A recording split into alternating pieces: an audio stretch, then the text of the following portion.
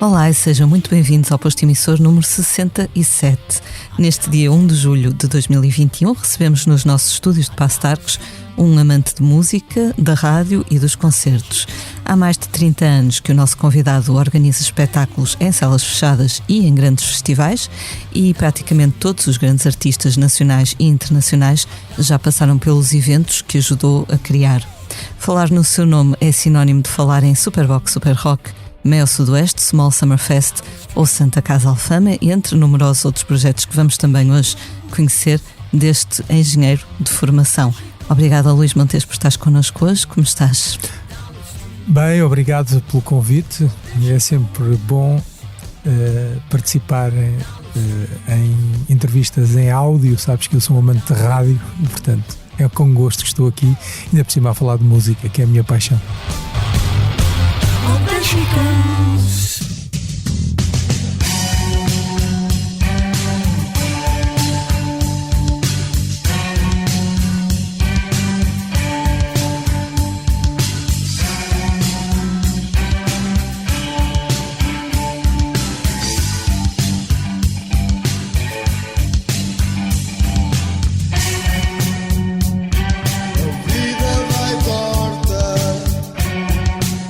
Continuas a ouvir muita rádio? Sempre. Acordo, deito-me, ouvi rádio. A rádio é muito intimista e a rádio bate no coração das pessoas nos mais diversos lugares.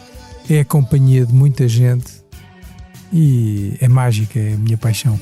Quando é que a rádio entrou na tua vida como ouvinte? Sei que como fazedor de rádio foi na altura da universidade, não é? Mas como ouvinte, quando é que começaste a ouvir? Eu vim de Angola, portanto, e não tinha grandes possibilidades, e portanto a rádio é um bem que é gratuito há muitos anos. E portanto era muito barato ouvir rádio e comecei a ouvir os programas de rádio, a Febre de Sábado da Manhã, de João Isidro, o Luís Filipe Barros, com o Rock em Stock, o Som da Frente com o António Sérgio, e portanto era a minha companhia para estudar, não é? Estudava e ouvia rádio, era a minha companhia. Na altura em que foste para o Instituto Superior Técnico tinhas um programa de rádio cozido à portuguesa, com música nacional. Que música que passavas, lembras-te? Era, claro, o Jafo Mega, Heróis do Mar. Era a hora do almoço, chamava-se Cozido à Portuguesa, transmitido em direto para a cantina do técnico, e foi aí onde eu me divertia, porque a engenharia é puxada. Olha que ali o técnico, aquilo deu-me cabo da cabeça, porque aquilo é muito difícil. E a música era um bocado o escape para conseguir suportar aquela pressão toda. E foi aí que eu comecei a dar os meus primeiros passos. Depois, mais tarde, fui convidado, concorri a um programa de rádio na Rádio Comercial, que era a Nossa Turma, e imagina... O meu trio era eu, a voz masculina, a voz feminina era a Maria Flor Pedroso, hoje grande jornalista, e o nosso assistente, que atendia os ouvintes e carregava o vinil, era o Nuno Santos, que veio a ser diretor de várias estações de televisão, né? E portanto era esta tripla que era a Nossa Turma. Foi uma bela experiência. Uma equipa maravilha na altura. É. A engenharia deu-te cabo da cabeça, ou o técnico? Era que ramo da engenharia que tu estudavas? Eu tirei engenharia civil, mas sabes que foi fundamental para a minha vida profissional no futuro. Porquê?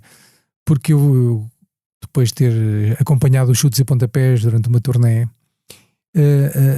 o setor da música ao vivo em Portugal era muito desorganizado e pouco profissional. E a engenharia veio arrumar a cabeça, e hoje em dia qualquer evento, festival, concerto, é tudo preparado com programação, com organização, com orçamentação. Foi um bocado de disciplina que eu trouxe da engenharia, as contas, para poder montar e preparar a música. Portanto, esse rigor da engenharia foi útil para a música. Uhum. Falaste dos chutes, tu eras amigo deles e eles depois, como tu eras bom com números, convidaram-te para organizar um concerto deles no Belenenses, certo? Não, foi mais que isso. Eu quando fiz esse programa da Nossa Turma, com o Flor Pedroso e com o Nuno Santos, depois quando acabou, aquilo eram 6 meses, o Jaime Fernandes, que era o diretor de programas da rádio comercial, e a secretária e a malta toda tiveram pena de mandar o puto para a rua, não é? Acabou, olha, é recibo verde, vais-te embora. E perguntaram-me se eu estava disposto a fazer as madrugadas da rádio comercial, entre 1 e 7 da manhã, era puxado. E pensei que não ia aguentar, não é? Porque aquilo, depois eu saía da rádio e ia para as aulas, não é? E lá para as 4 da manhã achava, bem, já ninguém deve estar a ouvir o programa, só padeiros e taxistas, provavelmente. Então havia um disco que tinha acabado de sair pela Dança do Som, editora do Rock Rendezvous, que era o álbum Cerco dos Chutes e Pontapés. E eu, por volta das 4 da manhã, passava sempre o Conta-me Histórias. E o Zé Pedro, que era um coração de ouro, ia no táxi na noite e ouviu, estão a passar na rádio comercial o nosso disco, a nossa música. E como era um bom coração, era uma pessoa grata, fez questão de me conhecer e de me agradecer eu passar a música deles na rádio. E quando foi à rádio comercial ali na Sampaio Pina agradecer-me ter passado o disco dele, convidou-me para assistir aos ensaios, estavam a preparar um novo álbum que veio a dar o Circo de Feras.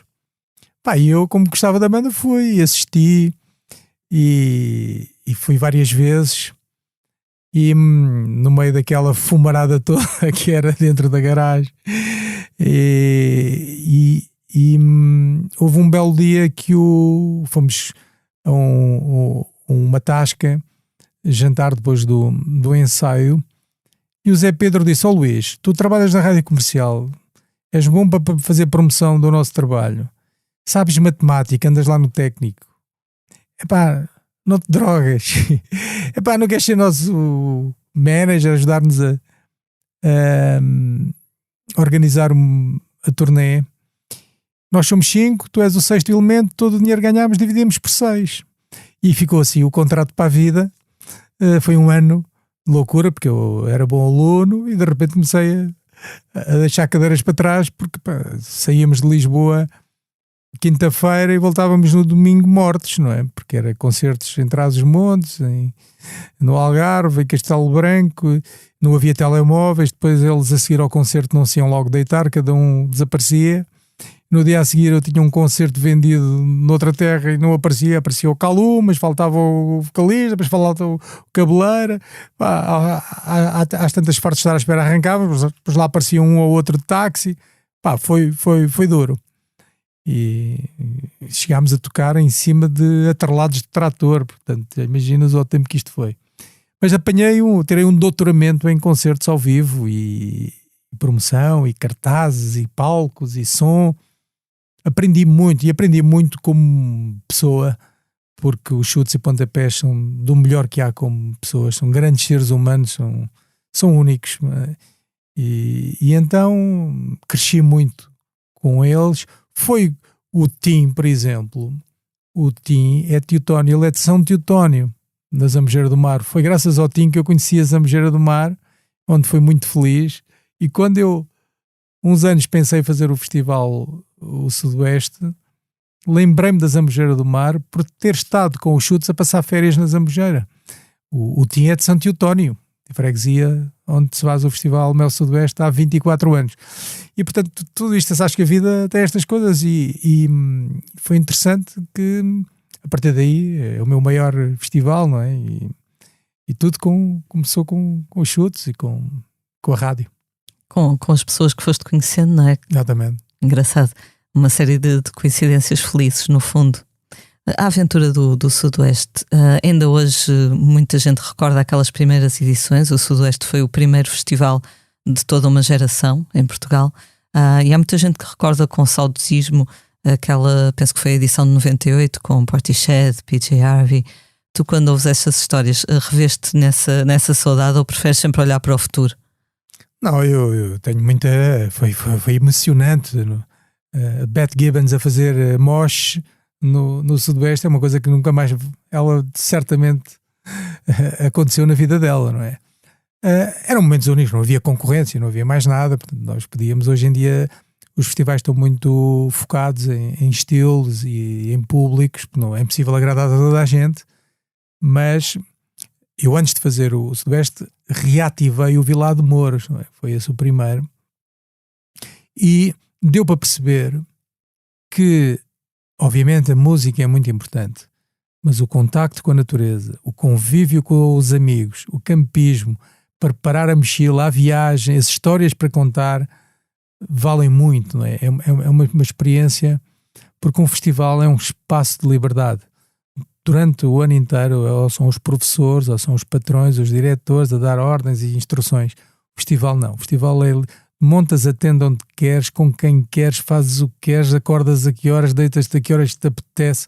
Isto, a liberdade, ainda por cima, se misturares a liberdade com música, é explosivo. É um escapismo diferente dos festivais de cidade, não é? Por assim dizer. É uma felicidade, pá. Tantas saudades que eu tenho. Como é que tem sido este último ano e meio em que o vosso setor não tem podido trabalhar praticamente? É angustiante falar disto, porque sabes o que é acordares de manhã para ir trabalhar e não teres trabalho, e eu tenho que esfiar equipas, tenho que motivar equipas, estás sempre a pensar que isto vai melhorar e nunca melhora, e vamos fazer, e é muito duro. Eu quando isto começou, eu como vivi a guerra em Angola, dizia, sabem lá o que é guerra, tiros, e isto, estar a ver a Netflix em casa, isto não tem nada a ver com guerra. Só que eu tive 3 meses de guerra em Angola e depois vim para Portugal, não havia guerra. Agora tu sais de Portugal do Covid e tens Covid em todo lado, portanto não podes fugir disto. E dura demasiado tempo, não é? E nós temos sempre... agora vêm as vacinas. Boa, vêm as vacinas. Agora vêm os testes rápidos. Agora vem o certificado digital. Estás sempre... E depois nada acontece, estás a perceber? É terrível, pá. E é preciso ter uma fé muito grande, como eu tenho, para conseguir aguentar um barco destes, porque as contrariedades e a incerteza é gigante. Ontem estiveste na manifestação na Avenida da Liberdade, em Lisboa, dos trabalhadores do setor. Claro, tive que mostrar a minha solidariedade para com toda a gente. Vi lá a malta que não via já há algum tempo. Tenho muitos deles que já nem estão a trabalhar, uns estão a trabalhar nas obras, outros estão em oficinas, porque outros viraram eletricistas. Sabes que aquele sentido que estamos abandonados e que ninguém olha por nós, e estas pessoas, nós temos um clima fantástico para eventos, e há aqui uma quantidade de profissionais dos melhores que há. Sabes, eu faço concertos muito grandes, internacionais, e há muitos tour managers das bandas que me querem levar o pessoal com eles para o resto da tour, porque nós somos mesmo muito bons a fazer isto, arriscamos tudo, temos uma boa vontade e uma criatividade para resolver problemas, e é isto tudo que fica parado. Se nós estamos a dizer, nós agora estamos a sofrer, mas a partir de setembro isto vai ser sempre a abrir, ninguém nos dá nada disto, estás a ver?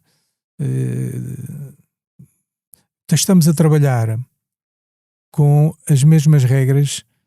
Eu fiz o ano passado o Santa Casa Alfama, o Festival de Fado, e o Sintonia na Arena, com 50% da lotação. E nessa altura ainda nem sequer havia vacinas. Agora há 4 ou 5 vacinas. Há grupos de risco completamente vacinados. Há testes rápidos credíveis. Há certificados digitais. E continuamos com os mesmos 50%. Com 50% da lotação dos espaços, é muito difícil rentabilizar um espetáculo. Não sendo viável, não se faz, não há trabalho para uma data de gente, não é? Isto é dramático. Eu acredito que, não se possa ter já 100% da lotação, mas entre os 50% que existiam antes de haver vacina e os 100% de agora, há os 75%. Já ajudava a fazer mais qualquer coisa, de se poder trabalhar, né? Nós, ainda por cima, e bem, ontem o Governo anunciou a testagem gratuita, fazerem testes antigênio gratuitos. Isso é uma maravilha. Mas vamos fazer testes para poder ter um bocadinho mais gente, não é? Nos eventos. Já houve centenas de espetáculos durante esta pandemia. Não houve um surto único. Portanto, não é perigoso. Nós estamos todos em lugares marcados, com o distanciamento, com máscara. Felizmente a máscara deixa-nos ver e ouvir em condições, e ao ar livre até aquece um bocadinho, à noite até aquece um bocadinho. E as pessoas estão dispostas a passar este sacrifício que é ter, mas para poder ter saúde mental e poder assistir a música e se emocionar com as coisas que fazem parte da vida. Agora, estarmos com as mesmas regras de quando não existia a vacina é desmotivante, estás a perceber? É curioso porque, por exemplo, também em Inglaterra, onde o negócio da música é um negócio de muitos milhões, ainda outro dia estava a ler que há muitos artistas que se queixam exatamente da mesma coisa, de não terem sido revelados os resultados dos eventos teste, de o governo não querer saber dos músicos, e depois lá tem um problema acrescido do Brexit. O Elton John fez umas críticas e o ministro do Brexit disse-lhe diretamente: eu não estou aqui para resolver problemas de músicos. Portanto, há um certo desprezo generalizado. Não, eu até queria aproveitar aqui o podcast, que há um tema que é por causa dos países da África do Sul, Brasil, há quarentenas obrigatórias, países que não são da comunidade, que Portugal exige quarentena. Mas existe uma exceção para os desportistas, para os atletas. Uma equipa vem cá fazer um jogo, não tem que ficar cá 14 dias. Um atleta vem fazer uma prova de atletismo, faz a prova e do dia vai-se embora, não tem que ficar. Porquê é que não há uma exceção para os artistas? Por exemplo, eu tinha o Seu Jorge para ir tocar nos Jardins do Marquês, mas como vinha do Brasil tinha que cá ficar 14 dias. Ele tem a vida dele, está a gravar uma série para a Netflix, não pode. Porquê é que não há uma exceção? O artista fica no hotel fechado, faz teste, vai para o palco, acaba de tocar, vai-se embora. Como o atleta ou como o jogador de futebol, uma equipa que vem defrontar a outra e no dia a seguir vai-se embora. Porque é que há exceções para o desporto e não há para a cultura? São estas coisinhas que custam a aceitar, estás a perceber? Mas vamos em frente.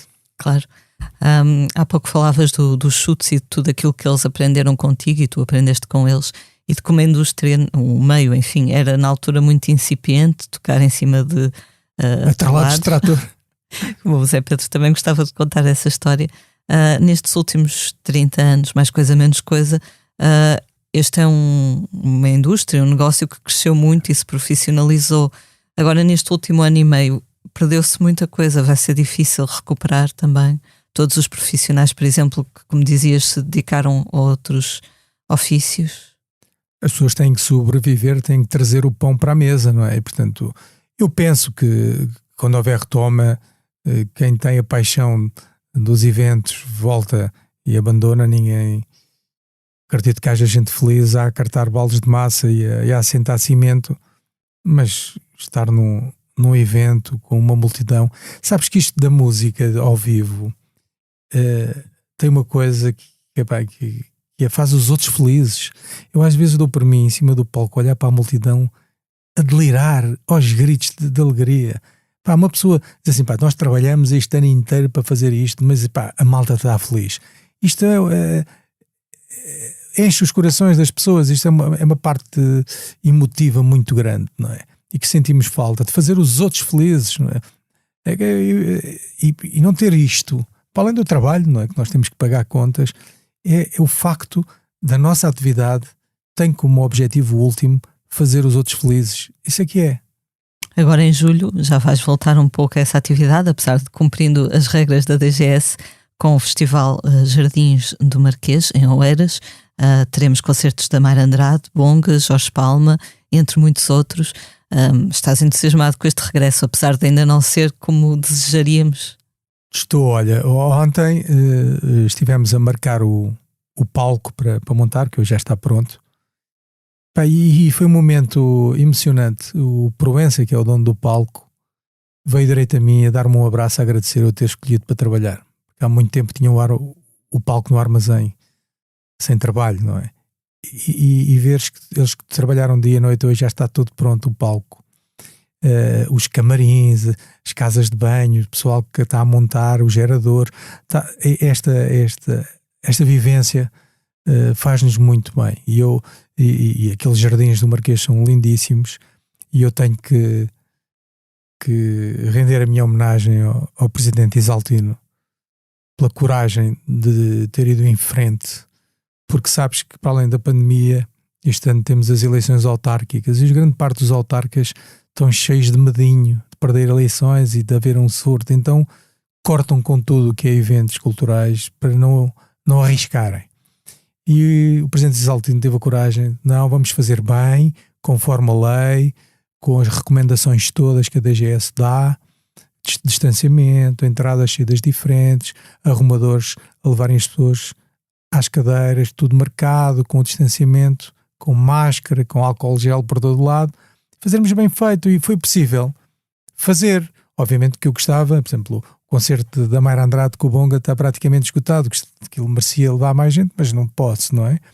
Vai haver o concerto no domingo, isto devia ser gravado, é um concerto da clássica até ao jazz. Vais ter Maria João Pires, a nossa maior pianista, lado a lado com o Júlio Rezende, a tocarem desde clássica ao jazz, e o Júlio ainda passa para lá um bocado com fado, porque fez um disco de homenagem à Amália. Vai ser um momento único, uma noite de verão, num jardim, ouvir boa música. Isto só pode fazer bem à cabeça. Como diz a Marisa Monte, música é remédio. E depois temos aqui o Rufus Wainwright ao piano, nos Jardins Marquês, com o Vicente Palma na primeira parte. Vai ser outro grande momento. Temos o António Zambujo com o seu violão, acabou de lançar o disco, tem os seus sucessos todos ali, todos sentadinhos junto ao jardim a ouvir. Isto é lindo, só pode fazer bem à cabeça de uma pessoa. Camané, uma noite com Camané, Mário Lajinha e Jorge Palma, isto nem é sonhos, não é? É demais, não é? E vamos fechar com dois amigos, o Tito Paris e o Rui Veloso, juntos nos Jardins do Marquês. Estes pequeninos miminhos já nos enchem a alma de trabalho, e tenho a certeza que quem for vai adorar. Obviamente todos os artistas estão ansiosos por voltar a tocar ao vivo, mas o facto de também te conhecerem e de confiarem na música no coração também ajuda, não é? O facto de poderes ligar e tratar por tu todos estes artistas, por assim dizer, também... Sabes, eu por princípio, quando programo, falo com os agentes, não falo diretamente com os músicos, que é chato. Eu conheço os agentes todos, obviamente que eles, já fiz, sei lá, com o Camané, não sei quantos concertos, já fui com o Camané para Benguela, fazer concertos em Benguela, em Luanda, com os músicos José Manel Neto. São coisas que estamos a horas, dias juntos, não é? É uma longa história, não é? Eu tenho o recorde do antigo dramático de Cascais, o Pavilhão, com o Rui Veloso. O Rui Veloso, que não há estrelas no céu, aquilo foi. Nunca havia lá um alfinete, não é? Tenho, pois, claro, o Bonga, é o da minha terra, não é? É uma noite, vai ser demais. Mayra Andrade e Bonga, eu ainda nem acreditei que vou conseguir, estás a perceber? São dois momentos que eu quero viver com intensidade depois de tanto tempo sem ouvir música ao vivo, não é? E termos isto planeado, e era um festival que estava anunciado o ano passado, fazemos este ano, e te garanto, para o ano vai ser muito forte. Já estamos a ter nomes internacionais a querer estar, e para o ano vai ser um ano muito bom de festivais em Portugal, porque os artistas todos que iam fazer turnê em 2020, em 2021, e os que estavam a prever fazer em 2022, vai haver gente na estrada que nunca mais acaba, e portanto vai haver muita oferta e vai haver muita coisa boa. Mas nós, por exemplo, a Inglaterra que abriu, os festivais em Inglaterra são feitos com artistas ingleses nesta altura. Nós temos aqui uma boa armada portuguesa, dos melhores que há, numa noite de verão. É pouca gente, mas é o que é possível. Mais vale fazer para 1500 do que não fazer. O Rufus Wainwright também é um coelho bem sacado da cartola. Ele chega amanhã, ele não quis ir para um hotel desses de cadeias de hotel, queria um boutique hotel. Arranjamos em Passo de Arcos uma casa que ele vai amar, vai-se passar, e com o seu piano vai ser... Ele está mesmo muito entusiasmado com a ideia. Ele vem do outro festival que se chama, por acaso, Jardim Botânico, em Barcelona, na véspera, e vem para cá. Para quem tem saudades de música ao vivo, isto é imperdível. Pois, eu estava a pensar se ele viria dos Estados Unidos, se havia alguma limitação, mas assim não, é diferente. Ele para já é canadiano e está cá na Europa, E felizmente de Espanha, ainda quem vem de Espanha não tem que fazer lá a tal, como é que se diz? Quarentena, exato. Estava a ver uma entrevista, penso que foi numa entrevista que deste ao Expresso há cerca de 11 anos, em que dizias que penso que foi o segundo concerto grande que organizaste, foi o de Lloyd Cole? Sim, sim. E nessa altura conseguiste comprar uma casa em Alfama, certo? Exatamente. Foi aí que percebeste que conseguias viver disto? Sim, foi interessantíssimo, porque eu depois da turnê com os Chutes, eu trabalhava na rádio comercial e o programa TNT, todos no top, e toda a gente votava no álbum do Lloyd Cole and the Commotions, o Atlas Snakes, e toda a gente votava nas canções, e era uma canção que Are You Ready to Be Heartbroken? E eu disse, para tanta gente, e só que eu não tinha o contacto de Lloyd Cole. Então fui ter com um promotor, que era o Ricardo Casimiro, da turnê, e disse, olha, eu tenho aqui o dinheiro que ganhei na turnê dos Chutes, aposto tudo neste artista. Se tu me trouxeres, eu pago tudo e dou-te 50% do resultado. E ele, a sério. E ele conseguiu. Então fiz o Pavilhão Dramático de Cascais e fiz o Infante Sagres no Porto, a abarrotar, cheio, que nem ovo. E pronto, e foi por aí fora, não é? Depois comecei a ter lá os contactos, pronto, e agora, mas marcou muito, não é? Tens um bom instinto para perceber o que é que as pessoas querem ver ao vivo. Eu gosto muito, eu vou há 24 anos, não é? Esta porcaria. Austin, no Texas, é um festival que é sobre o futuro, não é? Eu vi lá a Amy Winehouse a cantar debaixo de uma árvore, vi começar o Kendrick Lamar, quase todos.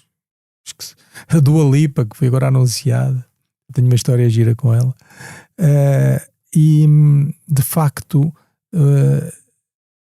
tenho muito gosto em ouvir música nova, artistas novos. É um gosto. Se for trazer os YouTube, claro que é bom, está sempre cheio, mas não tem mérito nenhum teu, porque são os YouTube, não é? Agora, pegar num artista que ninguém tinha que começar a promover, pô-lo a tocar na rádio, dar entrevistas e fazer deles, são histórias incríveis, não é? De pegar, isso é que é o gosto de descobrir e de pegar em artistas novos e novidades, para dizer, epá, isto aqui. Depois há sempre aquela vontade de comprovar ao vivo, não é? Porque uma coisa é ouvirmos no Spotify maravilhas e depois ao vivo a coisa não corre tão bem. E às vezes é o contrário, ao vivo são brutais, muito melhores do que em disco, não é? E esse desafio é giro, não é? A Dua Lipa, a primeira vez que veio a Portugal foi ao Sudoeste. Sim, queres que eu te conte a história? Claro. É uma história inacreditável. Eu quando vou a Austin tenho uma data de amigos que me sugerem, porque aquilo são 1000 bandas, é impossível ver 1000 bandas. Desde o country, ao jazz, ao rock, aos blues, ao pop, é impossível. Então eu vou com as dicas, pessoas que confiam, pá, Luís, tens que ver este, tens que ver aquele, olha, atenção àquilo. E quase todos eram unânimes a dizer, tens que ouvir o Anderson .Paak. O Anderson .Paak é o novo Stevie Wonder, pá, um gajo que toca a bateria e canta ao mesmo tempo, pá, e eu ia com aquela dica do novo Stevie Wonder, não é brincadeira, mas dessas.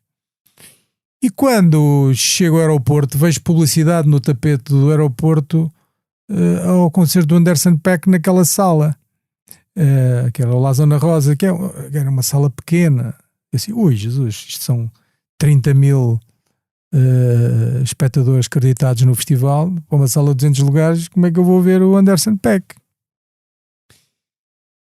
E eu convidei o meu primeiro diretor da rádio comercial, o Jaime Fernandes, a ir comigo, porque ele era louco pela América, chegou a ter um programa na RTP que era o Country Music da América, só que ele não conhecia o estado do Texas. Eu disse, pá, tens que ir comigo ao Texas, aquilo é demais. E ele ficou comigo, até ficou no meu quarto no hotel, e eu disse ao Jaime, eu tenho que ver o Anderson .Paak. É pá, Luís, mas eu para ver o Anderson .Paak tenho que falar 2 horas antes, senão não vou ter lugar. Mas 2 horas antes vamos perder este concerto, este. Pois vamos, pá, mas eu quero mesmo, toda a gente diz que este é o novo Stevie Wonder, pá, não se pode falhar uma coisa destas. E entrei na sala. Logo entrei que não entrava mais ninguém. Faltavam 2 horas. E aquilo até era patrocinado pela Jack Daniels. Olha, vou aqui beber um whiskyzinho fresquinho. E até vir a hora que faça a hora para ver o Anderson .Paak. Entretanto, apareceu lá um americano, que eles são todos bons vendedores. Ladies and gentlemen, a nova Amy Winehouse, tal, cantora de soul. Mais uma Amy Winehouse, está bem. Dua Lipa, está bem. Deixa-me estar aqui sentadinho, que isto ainda faltam 2 horas. Pá, só que a miúda entrou, linda de morrer, e a cantar que era o fim do mundo. Eu disse, epá, que é isto? Fiquei impressionado. Acabou o concerto. A seguir veio o Anderson .Paak, partiu tudo. Ainda por cima tinha a vida-morte do David Bowie. Ele fez lá uma versão do Let's Dance. Pá, porque uma pessoa estar a tocar ao piano ou guitarra e a cantar, muito bem. Agora, a tocar a bateria, a cantar, só o Phil Collins é que eu conhecia. E, pá, eu tipo, é genial este Anderson .Paak. Pá, vi o concerto, fiquei maravilhado e tudo bem. Pá, só que aquilo, como andamos a correr a cidade toda a ver concertos, mas chega à noite morto. E eu fui-me deitar, e o Jaime também, e às tantas, quando eu apago a luz, o Jaime diz-me assim, Luís, epá, ainda estou a pensar naquela garota que nós vimos hoje. Gostaste, era linda, não é? Cantava muito.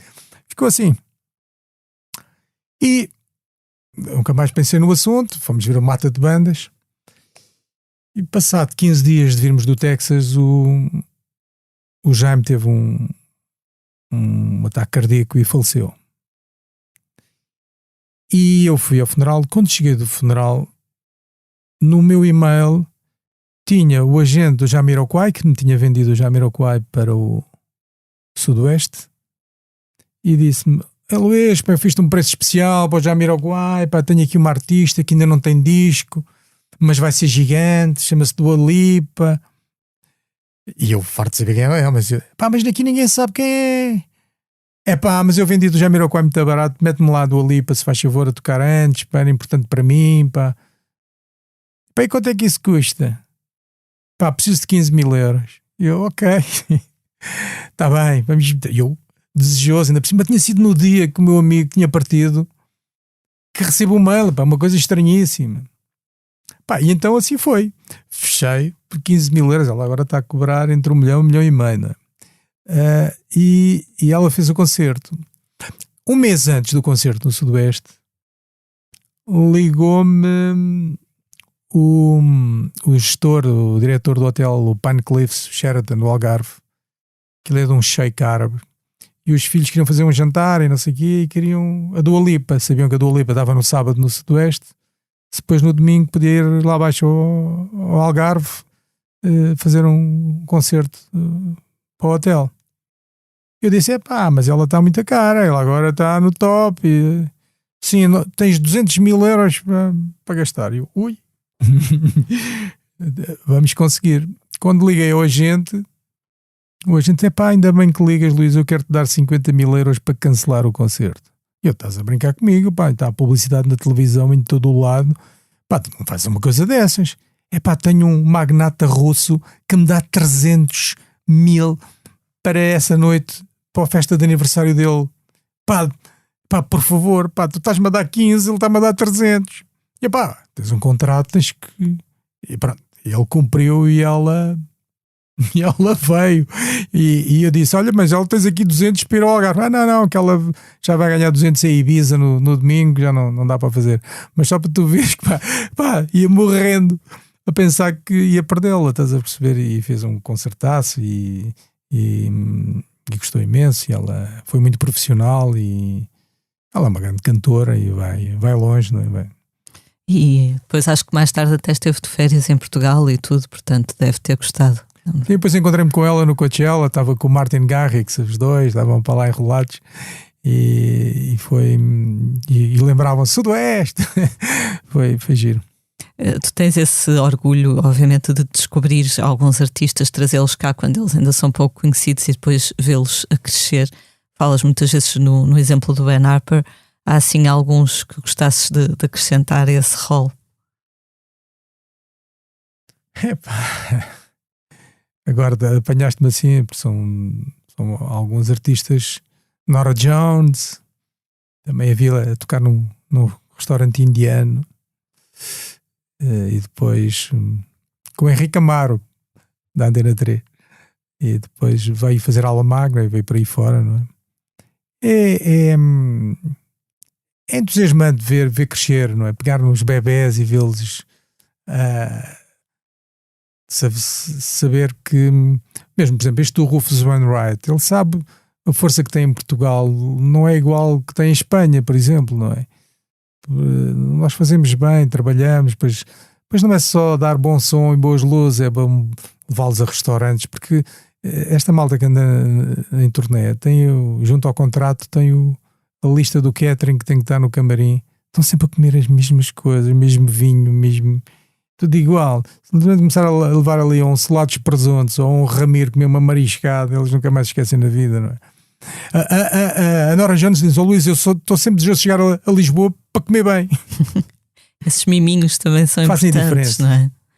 Voltando ao Sudoeste, que é um festival que mexe muito, acho eu, com as emoções das pessoas. Na última década, mais ou menos, mudou a orientação musical do festival. Isso foi porque achaste que aquele foco já estava um bocadinho saturado, se calhar, noutros festivais, ou do rock? Começaram a aparecer muito mais festivais, não é? Não vale a pena estarmos a concorrer uns contra os outros. O Mel Sudoeste é uma experiência. É um festival que é uma experiência com os amigos. Obviamente que vai pessoal mais velho, mas o pessoal mais velho não acampa. O pessoal já quer ficar num turismo rural, uma caminha boa, dormir no chão e levar com o sol às 6 da manhã não é para todos. Portanto, se o teu público é jovem, tu tens que dar o que eles querem ouvir, não é? Obviamente que os mais velhos também podem ir. Agora, e depois há uma coisa, acho que a malta nova não gosta de estar onde estão as cotas, para se sentirem à vontade. E portanto não vale a pena estar há coisas que são com a experiência de outros festivais que vivi pelo mundo fora, talvez nunca tenhas reparado, mas eu há 24 anos eu nunca autorizei a venda de bebidas brancas no Sudoeste, nem no Superbox Super Rock. Eu acho que a bebida branca, são bons patrocínios, dá para pagar muitas contas, mas dá cabo da cabeça à malta, não é? E portanto, quando tu estás fora de casa, não tens que chegar a casa direitinho, tens propensão para a asneira, não é? E portanto, eu acho que a cervejinha aguenta-se bem, a pessoa vai à casa de banho e está feito. Agora, começas a misturar, começas a criar mau ambiente, começa a pancada, começa os comas alcoólicos e a experiência. Portanto, as pessoas ficam parvas com o bom ambiente do Mel Sudoeste. Eu acho que o segredo é não autorizar a venda de bebida branca. Nunca autorizei. E olha que recusares 100 mil euros de uma marca de licor ou de vodka, é preciso ter juízo, não é? Mas a contrapartida do bom ambiente é a boa onda que está. Portanto, o Sudoeste, obviamente que é preciso ter música. Até o último, que foi 2019, eu costumo internamente contar a história. O Post Malone foi o artista mais caro que alguma vez paguei.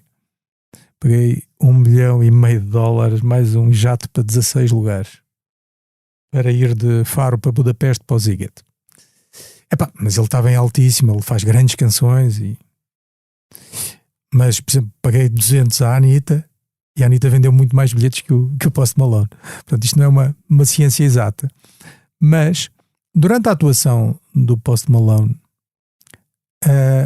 ele pediu-me um jato para 16 pessoas, mas nem DJ trouxe uma pen e um microfone. Mas fez um grande concerto e ele faz grandes canções e canta e a malta adora, não é? Mas não era preciso, era 16 lugares do jato, não era? Mas pronto. Nessa altura houve um problema nos chuveiros, porque a malta põe as toalhas nos chuveiros e depois aquilo parte e começa a deitar água. E eu, como já tenho uma certa idade, como a herdade é grande, tenho um carrinho elétrico Golf para movimentar-se, não dou cabo das pernas. Diz: Luís, empresta-me o teu carrinho para ir aos chuveiros que arrebentou lá. Não, olha, eu vou com vocês, vamos embora. Fomos para lá. E qual foi o meu espanto? Na hora que estava a tocar o Post Malone, em que o campismo estava cheio. Eu disse: sei lá, vocês não vão ver o Post Malone? nós ouvimos daqui, está-se bem, tá. Epá, estás a perceber? Obviamente que é importante ter boa música, mas estares com os teus amigos à volta da mesa a falar, a contar histórias, epá, é em segurança, pá, respeitando raças, ideias, todo. Isto é um valor incalculável, pá. Eu, por exemplo, lá, a Stacy, que é a promotora do Coachella na Califórnia, ela vem ao Sudoeste, ela passa o tempo no campismo, nem vai ao recinto ouvir música. Só Luís, que eu fico doido com isto. Começam-me a oferecer atum com salsichas e arroz. Epá, são experiências que são muito verdadeiras, não é? E a malta de Famalicão junto com a malta de Elvas e que depois se conhecem daqui e dali, tudo isso é uma experiência que até tem música, não é? E portanto nós temos que ir evoluindo e, por exemplo, cada vez mais o público do Mel Sudoeste se preocupa com questões ambientais, antiplástico. Temos que ter todo esse tipo de atenção com a organização, mas obviamente tem que ter bons artistas e te garanto, depois deste interregno, o próximo vai arrebentar com tudo. Não é? Agora, o que nós queremos é pensar no público, não é? E pá, eu adoro, por exemplo, sei cá, um artista que, sei lá, Stevie Wonder, é maravilhoso, mas se calhar é melhor nos Jardins do Marquês do que no Mel Sudoeste, não é? No Mel Sudoeste era mais o Anderson .Paak. Tem que ser coisas que hoje em dia temos um instrumento que é o Spotify. Nós sabemos quantos seguidores e ouvintes tem, não é? Portanto, há aqui parâmetros e depois se tu gostas deste vais gostar daquele. Portanto, nós conseguimos construir. E depois há uma armada portuguesa cada vez melhor, não é? Falar de um Prof Jam, de um Bispo, de tanto artista bom português, não é? E que se juntando com nomes internacionais e colocando-lhes com o mesmo vídeo, com o mesmo som, com o mesmo power que têm os internacionais, os portugueses são maravilhosos e o público cada vez gosta mais e portanto, mas temos que ter sempre a experiência, temos que dar uma boa experiência a quem for a um festival. Como com os artistas, não é? No fundo, dar o artista o miminho do Solar dos Presuntos ou com o público também, não é? Tratar de dar um extrazinho. Dar-lhes um sargo grelhado da Zambujeira do Mar, eles nunca mais se esquecem da vida. Uhum. Falavas das próximas edições, a próxima edição do Sudoeste, a próxima edição dos Jardins do Marquês. Achas que vem mesmo aí os novos loucos anos 20, como se diz? Não sei se são loucos, eu acho é que isto vai acabar por estar toda a gente vacinada, não é? Isso, provavelmente alguns vão ter que repetir e é um dos temas que pouco se fala, mas que é o medicamento. O medicamento tem que aparecer, o que se dá, o mais difícil nós conseguimos e em tempo recorde, que foi a vacina, não é? Por exemplo, HIV, tu não tens vacina e tens medicamentos, portanto eu acredito que a indústria está a trabalhar arduamente e que brevemente vamos ter notícias de um medicamento que vai resolver esta pandemia, não é? Tem que haver, não é? Porque gastam-se a investigação, hoje em dia troca de informação e está-se a testar em muita gente, muita coisa, não é? Às tantas uma pessoa está por tudo, não é? E portanto eu tenho fé que até ao final do ano vai aparecer um medicamento para isto e vira tudo isso.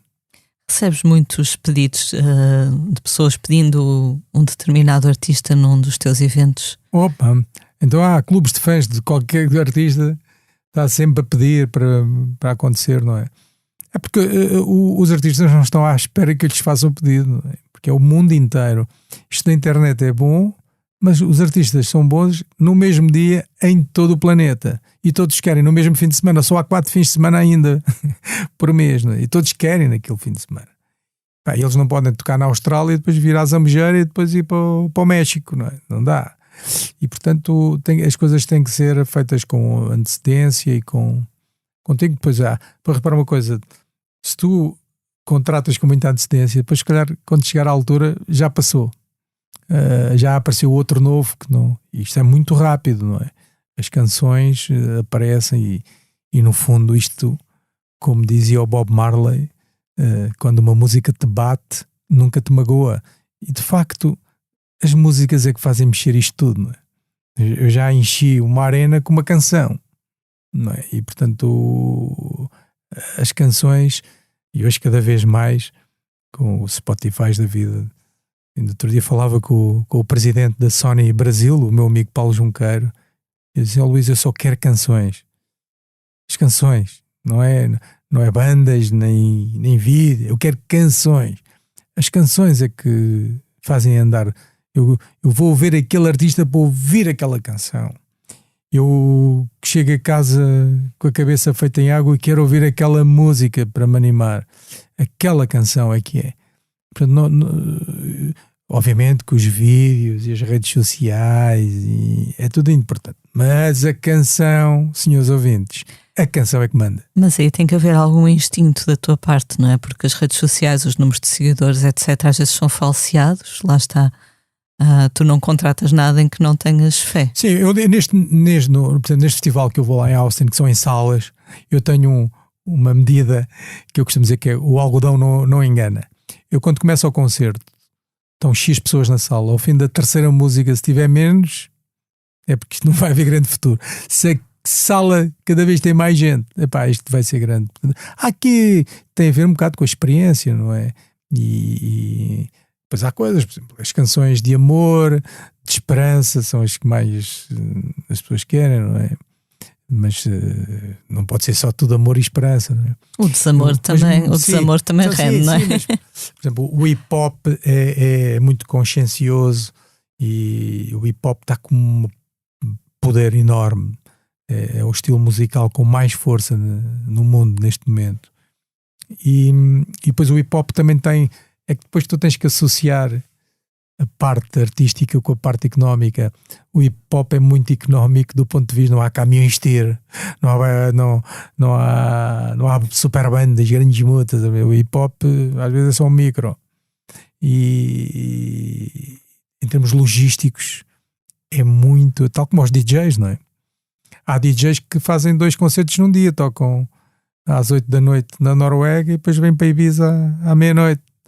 Eles não cantam, não é? E portanto tu tens que, obviamente que eu gosto de grandes bandas, não é?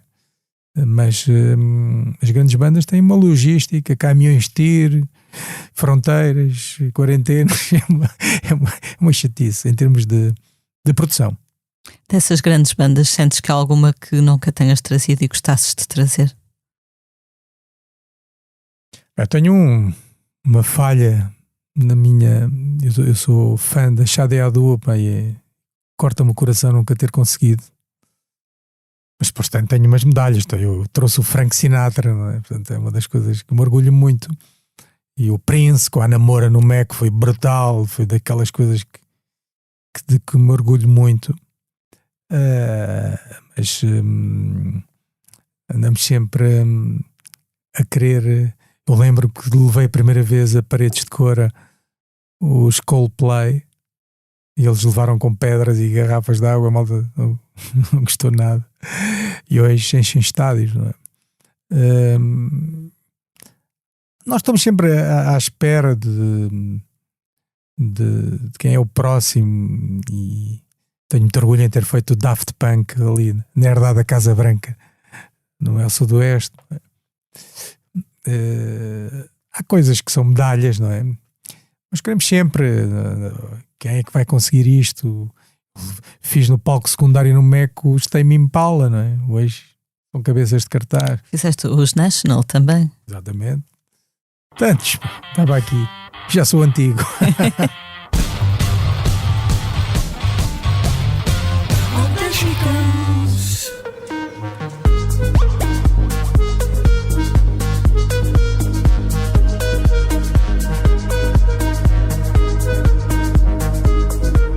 In the dark, in a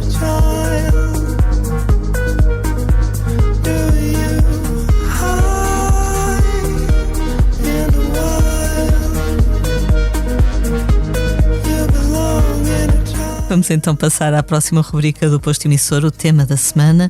Esta semana os profissionais dos espetáculos reuniram-se em protesto em Lisboa. A manifestação foi organizada pela Associação Portuguesa de Serviços Técnicos para Eventos, segundo a qual este ano as empresas do setor vão ter prejuízos superiores aos 100 milhões de euros que se terão registado em 2020. A associação considera que é injusto e ingrato que apenas este setor esteja sujeito à realização de testes obrigatórios, isto quando o número de espectadores for superior a 1000 ao ar livre e a 500 em espaços fechados. A associação alerta ainda para as dívidas avultadas do setor e para os novos cancelamentos de espetáculos este verão, inclusivamente por parte dos municípios. Luís, tu estiveste na manifestação. Tens alguma ideia de como é que havemos de sair deste buraco? A solução é deixarem-nos trabalhar. Estas pessoas que desfilaram na avenida só querem uma coisa: trabalhar. Querem trabalhar. Eu acho que é tão nobre uma pessoa querer trabalhar e arranjar formas de poder trabalhar. Estávamos à espera dos resultados dos eventos piloto. Houve muita gente que trabalhou gratuitamente, desde artistas a técnicos, empresas de palco, toda a gente. Os próprios enfermeiros da Cruz Vermelha que tiveram a fazer os testes, tudo. E não há resultados. Eu acho que isto roça a falta de respeito. Isto é desanimador. E, portanto, o que estas pessoas querem é poder trabalhar. E para poder trabalhar, se estão a exigir os testes, não é? E ontem bem o Governo decidiu fazer os testes gratuitamente. Então, se as pessoas são testadas, grande parte delas, felizmente, já estão vacinadas, por que não aumentar a lotação para tornar viável? Porque com 50% é muito difícil pagar as contas. E, portanto, quando os empresários fazem as contas e veem que com metade da sala não se pagam as contas, não se faz espetáculo. Não havendo espetáculo, não há trabalho para muita gente. Portanto, era haver algum bom senso. Claro que não é passar já para 100%, mas passar para 75%. Irmos aos poucos e mostrando que com as pessoas testadas, com o certificado digital, que é possível ter um pouco mais. É assim, vale a pena o esforço, não é? Esta chatice de ter que fazer o teste, mas vou ver o artista que eu quero ver e vou poder fazer. Todas as minhas equipas que estão a trabalhar aqui no Jardins de Marquês, hoje foram testadas. E nós vamos testá-las todos os dias. Estão ali a trabalhar. É o preço para podermos trabalhar. Agora, deixem-nos trabalhar. Se com isto se mantém o mesmo número de lotação que existia antes de haver vacinas, é que não parece. E depois, sabes o que é? Não dá respostas. Não, eu acho que aqui a DGS tem que ter um coração maior para tentar arranjar soluções para podermos trabalhar. O tema é, acho que é, o dono disto tudo é a DGS.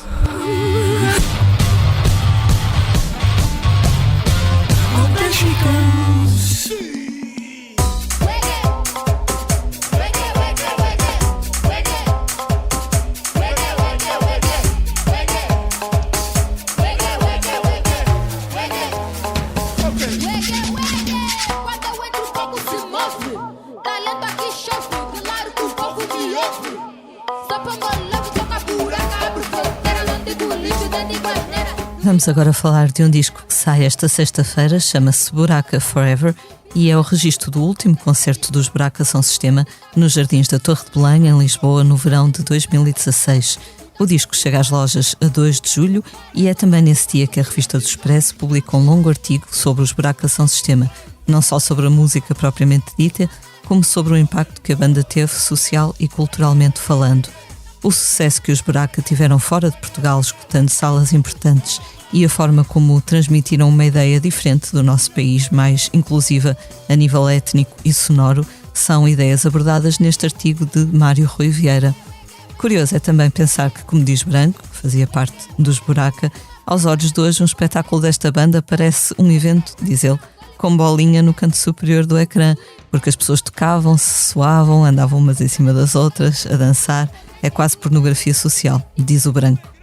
Luís, lembras-te da primeira vez que viste os Buraca São Sistema ao vivo? Eu lembro-me de os ver no Sudoeste. Eu vi-os em Santos, num evento que trouxe os Los Hermanos e os Strokes. Eu próprio tenho um orgulho enorme.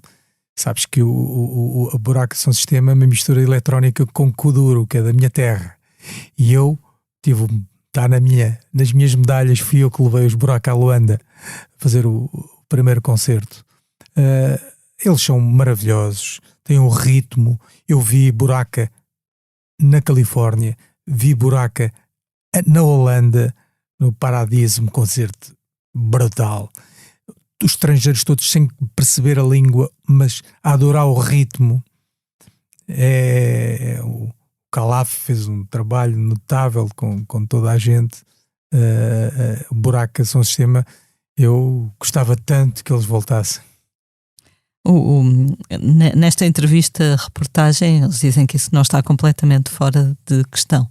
Portanto, eles internacionalizaram o Kuduro, a música angolana e portuguesa, e a língua portuguesa são gigantes. Fizeram um concerto memorável no meu Sudoeste, uma coisa do outro mundo.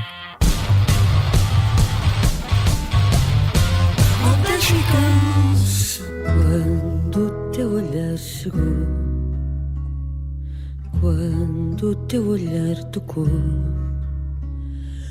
fui chorar no céu, fui dançar no mar do amor.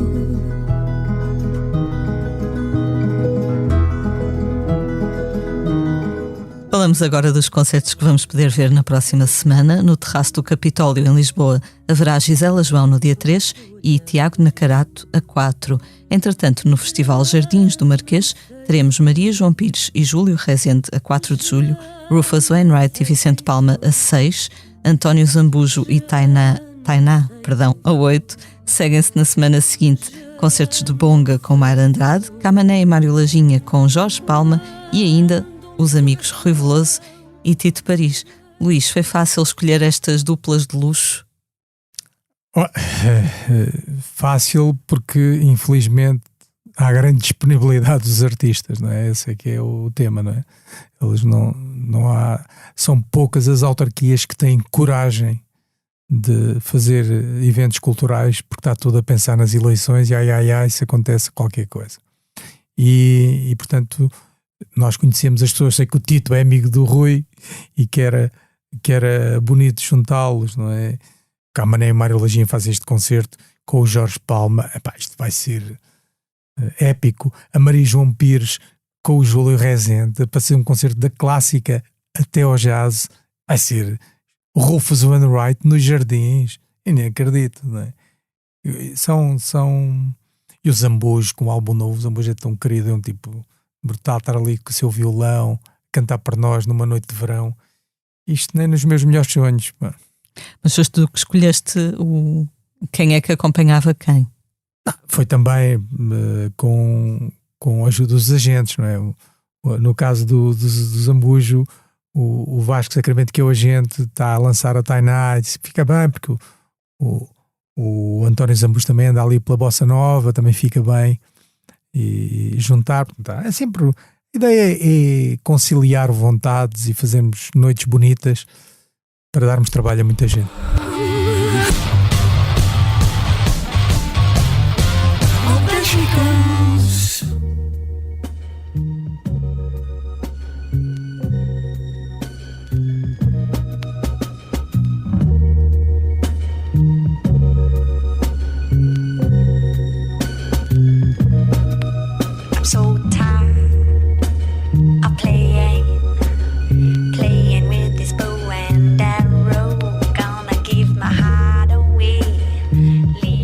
Chegamos assim ao final de mais um posto emissor.